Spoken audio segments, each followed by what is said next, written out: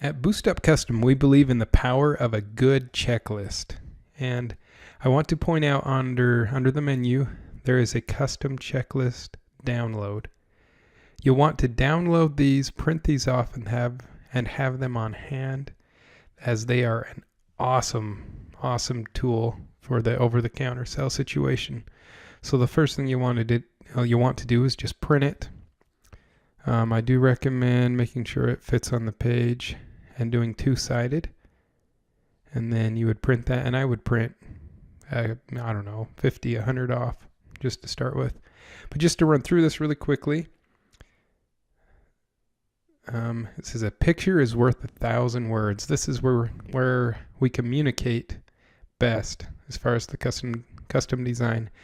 In the corners on the top, you see a ring that has a sample of what we're looking for. We want a sketch of a basic top view, a front view, and a side view.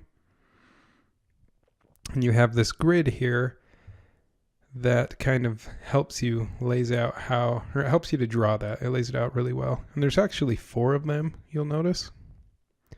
Because as you're working along the way, you might have to sketch a few different ideas before you get it just right with the customer. But I want to share some examples of some that have been done. Now this one, the pencil's kind of covering up the spot where the side view would be, but that's just a real simple idea. Well, this one, I think we're showing that we're combining ideas. We're taking the halo of this design for the top, doing maybe these earrings, I'm not even sure, for sort of a 3-stone halo hybrid ring. Here's another example. I do recommend investing in some pencils, some mechanical pencils, because they have good erasers and they're nice to draw with. And it is important to make notes, finger size, metal, indicate where turquoise are, where sizes are, because a CAD designer is going to look at the image first and more than the rest of the checklist. There's the same image with a millimeter gauge. It's a great tool. If you don't have one, I would recommend investing in one of those. Here's a different design, kind of a filigree look on a simple rounded band. Another design. So you get the idea, I think. And there's the dragon head ring. So with that in mind, you want to sketch different images, and work with the customer. And quite often it's as simple as that first one was, where you're taking, say, the top of one ring, the side of another, and putting it together. I do want to point out down here, before you're done, there's a question. Did you indicate which sketch is the final sketch and cross out non-applicable images?